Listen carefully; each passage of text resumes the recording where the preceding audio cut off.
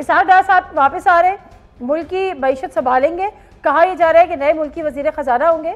आपको कुछ उम्मीद है उनका पिछला रिकॉर्ड देखते हुए, ट्रैक रिकॉर्ड देखते हुए, जहाँ पे उन्होंने 100 पे डॉलर मेंटेन किया हुआ था या थोड़ा सा आगे बढ़ाया था 105 106, दोबारा से वो कुछ बेहतरी कर सकते हैं मईशत के हवाले से? अच्छा, मैं थोड़ा सा पहले लाडले पे बोल देता हूँ। लाडला वो होता है जो सियासत में भी नहीं होता और सियासत में एंटर होता है तो मिनिस्टर बन जाता है, बल्दियात का।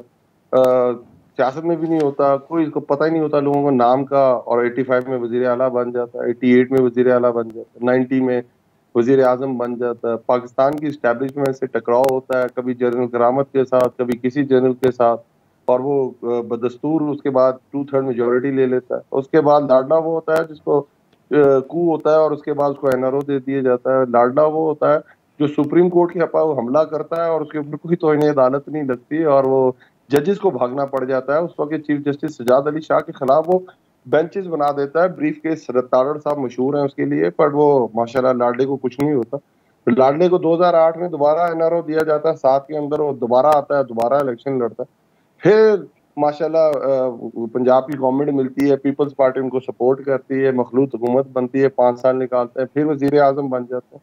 पनामा पाकिस्तान के अंदर नहीं पूरी दुनिया के अंदर आता है, उनके अंदर रवील होती है जिनके बारे में कहा जाता है मेरी पाकिस्तान तो क्या इंग्लैंड में भी कोई जायदाद नहीं है, पूरी दुनिया पाकिस्तान पे थू थू करती है और उसके बावजूद उन पे केसेस होते हैं, वो फिर बाहर चले जाते हैं। लाडला तो वो होता है, वो इंग्लैंड बैठ के पाकिस्तान के नए आर्मी चीफ की तकर्री कर रहे होते हैं। लाडला तो वो होता है।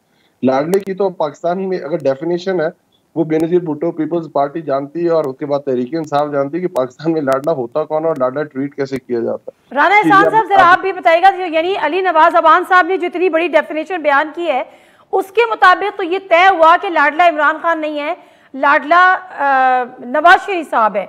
अब अगर इन्होंने तो बहुत लंबी फहरिस्त दे दी, कुछ फहरिस्त आप भी बता देंगे अगर आप चाहेंगे तो, जिस बिना पे आप लाडला इमरान खान को कहते हैं। अली अवान साहब ने ये बताया है कि नवाज शरीफ जो है वो पाकिस्तान की जो पॉलिटिक्स है उसकी हकीकत थे, कल भी थे और आज भी हैं और आगे आने वाले दिनों में भी रहेंगे। उन्होंने अपने स्टाइल में बताई, लेकिन जो उसकी बॉटम लाइन जो मैंने ली है वो यही ली है।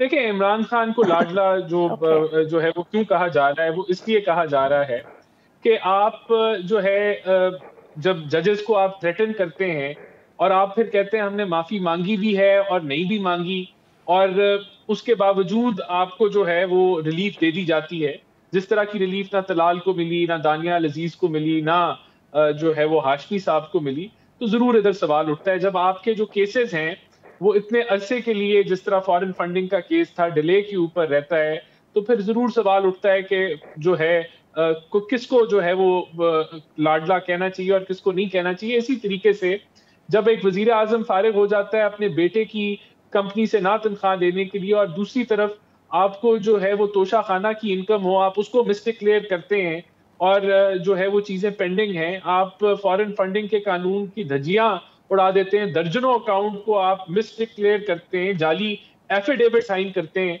तो जरूर, और आप फिर धड़ल्ले से फिरते भी रहते हैं। उसके साथ साथ आप 650 केनाल फरागोगी के नाम पे, आप अपनी एहलिया के नाम पे, अपने नाम पे 250 मिलियन की मनी लॉन्ड्रिंग एडजस्ट कराने के लिए आप कर देते हैं और फिर आप क्लेम करते हैं कि जी हम तो बड़े शफाफ हैं, और इसी तरीके से आप अदारों की धज्जियां उड़ा देते हैं और आप कहते हैं जी और लेकिन राना साहब ये जो आखिर में आपने इल्जाम लगाया, आपकी हुकूमत है, केसेस बनाएं, इन्वेस्टिगेशन कराएं, बन रहे हैं, केसेस बनाएं, अंदर करें, अभी तक बन रहे हैं।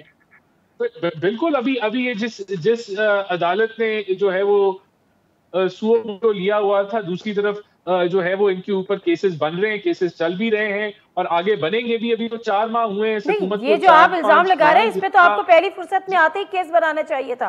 चले मैं जरा आगे बढ़ती हूँ। अमीर अब्बास साहब, एक डेफिनेशन अली नवाज अवान साहब ने बताई लाडला की। राना साहब वापस आती हूँ। एक डेफिनेशन बयान की राना अफजल साहब ने। हम जो वो तो अदालतों के केस के हवाले से कह रहे हैं, एक आम तासुर यह है कि लाडला वो होता है जो एस्टैब्लिशमेंट का ब्लू आइड होता है। आपको लगता है कि यहाँ पर कोई इस लाडला इस डेफिनेशन में पूरा उतरता है?